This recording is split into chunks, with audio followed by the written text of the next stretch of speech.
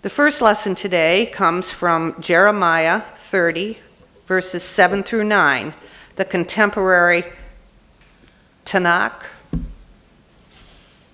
These verses are found in what is called the Book of Consolation, a section within the book of Jeremiah. They are addressed to the Hebrew exiles who will be finally returning home to Israel from Babylon. Equally, the prophet's words are words of hope to those of us who seek the wholeness that can only come from the restorative love of God. For thus said God, cry out in joy for Jacob.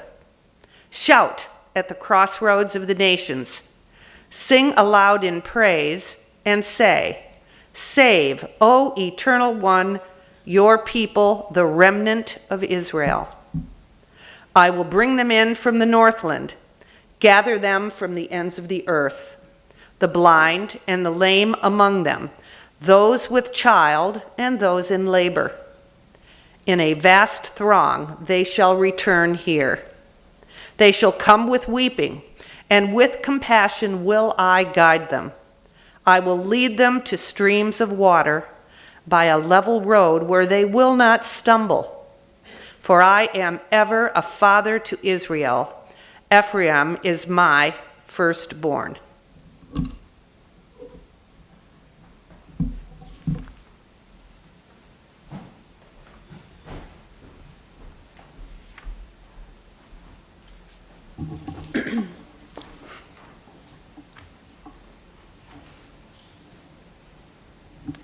Our gospel lesson this morning is from the book of Mark, chapter 10, verses 46 through 52. And it is a familiar story, the healing of blind Bartimaeus. They came to Jericho. As he and his disciples and a large crowd were leaving Jericho, Bartimaeus, son of Timaeus, a blind beggar, was sitting by the roadside. When he heard that it was Jesus of Nazareth, he began to shout and say, Jesus, son of David, have mercy on me. Many sternly ordered him to be quiet, but he cried out even more loudly, Son of David, have mercy on me. Jesus stood still and said, Call him here. And they called the blind man, saying to him, Take heart, get up, he's calling you. And so throwing off his cloak, he sprang and came to Jesus. And then Jesus said to him, What do you want me to do for you? And the blind man said to him, My teacher, let me see again. And Jesus said to him, Go. Your faith has made you well. And immediately he regained his sight and followed Jesus on the way. Hear what the Spirit is saying to the church this morning.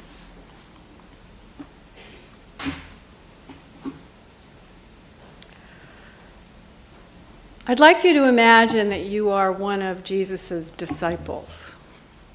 As you slog along the dry, dusty road toward Jerusalem, you notice a blind beggar huddled in a tattered coat by the side of the road.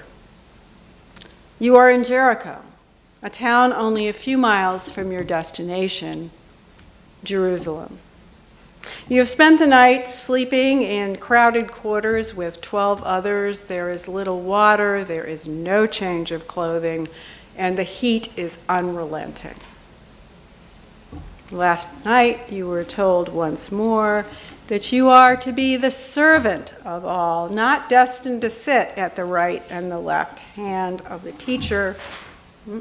You don't understand what your teacher is trying to do. All this makes no sense. Because if he truly is the Messiah, then he should be able to do anything. And that other remark about how many who are first and who will be last and the last will be first. And why didn't he accommodate that rich guy instead of making some bizarre comment about camels and needles. We sure could use the money. Yawning, you think, it's only 13 more miles to Jerusalem, only 2 more days of this craziness, and the teacher will finally destroy our oppressor, and he, the Messiah, the anointed one, the king, and you will be there with him, basking in his glory. After all, you have followed him all this way. The least he could do would be to include you in his kingdom's cabinet. Now that irritating blind beggar is at it again, shouting, "Jesus, Son of David, have mercy on me." And you are tired and short-tempered and in no mood to deal with this ragamuffin sitting in shreds by the side of the road, demanding the Messiah's attention. Doesn't this wreckage know who he is shouting at? You, follower of the Messiah, although a confused follower, see yourself as protector of the teacher against the riffraff, constantly waiting by the sides of the road with their silly hopes and requests for attention of the great teacher. The crowd seems to support you in this because they are telling the beggar to back off, mind his manners, and for heaven's sakes, stop shouting. Stop shouting for mercy. Mercy. The blind beggar by the side of the road is now shouting even more loudly, "Son of David, have mercy on me." The teacher hears him this time. He stops dead in the middle of the road and stands still. You and the crowd fall silent, wondering what is to come next. And then, to your utter surprise, he calls to the beggar, "Come here." Call him to me. And the crowd calls to the blind man, saying, "Well, maybe this is his lucky day. Get up. Jesus is calling you." And instead of stumbling, as you might expect, the beggar springs to his feet, and in a gesture of faith, he throws off his tattered cloak, the cloak of his old life. Oh, thank you very much. The cloak of his old life, and he walks tentatively, probably feeling his way in the air. He walks up to the teacher, the Son of David, who has called him out of the crowd. And the teacher looks at the man and asks, "What do you want me to do for you?" The question sounds familiar. You remember it was the question the teacher asked last night when James and John were vying for a place in the VIP section of the kingdom to come. "What do you want me to do for you?" he asked them. Now, there is no hesitation on the part of this blind man. He longs to have his sight restored. And without a word or a gesture or even a touch, Jesus says, "Go. Your faith has made you well." Immediately, the beggar's sight is restored. And what does he do? Instead of going, he comes. He follows Jesus on the way to Jerusalem. You still don't understand why, with all the power this man has, he won't simply take care of the Romans and take what is rightfully his, all the power, the armies, the glory.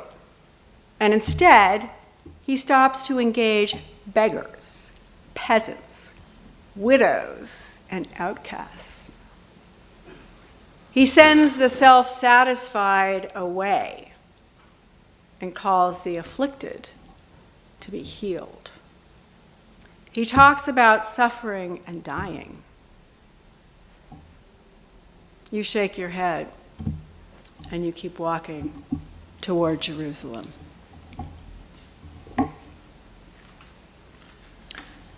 Now, it is no accident that the healing of blind Bartimaeus follows the story of James and John angling to sit on either side of Jesus in his kingdom. They were requesting positions of power and prestige in a kingdom that has no room for these prized trappings of mortality. They are blind to what Jesus is trying to get across. And perhaps Mark is holding up a mirror to his readers. He is saying to us, see how you do not see? You seek privilege and stability like James and John. But what you need is love's mercy. Who is blind? Who can see? Who has insight and whose sight is limited by being in? Well, blind Bartimaeus sees. He knows Jesus of Nazareth, and he sees through the eyes of faith. Bartimaeus is on the outside, not one of the insiders, but he sees. And when his eyesight is restored, he follows Jesus on the way because he has heard the call of Christ. In verse 49, the verb to call is used 3 times. Jesus calls Bartimaeus to him, saying, "Call him here." The crowd asks Bartimaeus, "They called the blind man," Mark writes. The crowd repeats, "Get up, he's calling you. Go, Jesus is calling you." If we open wide our eyes of faith, we might too envision Jesus calling us to join him. The insiders, the disciples, the onlookers are gatekeeping, hemming the outsiders out where they belong. In stark contrast, Jesus stops. He calls Bartimaeus from the ragged, raw edges of Jericho's life, not because he pities Bartimaeus, but because Jesus knows the blind man sees the truth. And Bartimaeus' response is to follow the Lord on the way of the road to Calvary. Now, often the ones on the outside in the gospel are the ones who are faithful. While the surrounding culture slams the door on them, the blind, the tax collectors, the demon-possessed, women, and the unclean, Jesus opens the door wide and shares their world. And he tells the church, he tells us to do the same. What you did for the least of them, you did for me. And we can never do enough. Our mission is mercy. Those who have the insight to know they need mercy remind us that God's loving, healing, and hospitality are open to all. As God's people, we must be agents of that healing and hospitality. Those with insight remind us of the scandal of the gospel, that God became human and suffered death on the cross in order that we might be welcomed home. That God promises to fling wide the door to welcome all in a world redeemed by love. Walking the streets of our cities, we are certain to see the homeless lying on subway grates to keep warm, the blind selling pencils in front of high-end stores, sometimes with seeing eye dogs who need to be fed as well. There are people living in cardboard homes with small children who look at you. They stare at you. They might even see right through you. They see us, even as we try not to see them, and we turn our eyes away. Our hearts may be moved, yet we are somehow afraid, aren't we? We're afraid of their very helplessness, their condition. We pass by not wanting to see, not allowing their light to enter our seeing darkness. It is too hard to acknowledge how close we feel to their fate and how much we fear it. Now, when we provide food to the Lower Cape Outreach or meals to Emmaus House, we talk about feeding them. While what is really happening is that they are feeding us. The gospel tells us that we are the ones who need light for our darkness. The blind beggars who call out from the side of the road are fully aware that what they need is mercy. Stripped of our worldly pretensions, aren't we all beggars shouting out from the side of the road? Aren't we all longing for the healing touch of an executed God? Aren't we all calling to the ultimate outsider, a man who 2,000 years ago was purposely walking on a dirt road to Jerusalem, facing death at the hands of the blind? Aren't we all asking for mercy? The mercy which can only come from Jesus the Christ.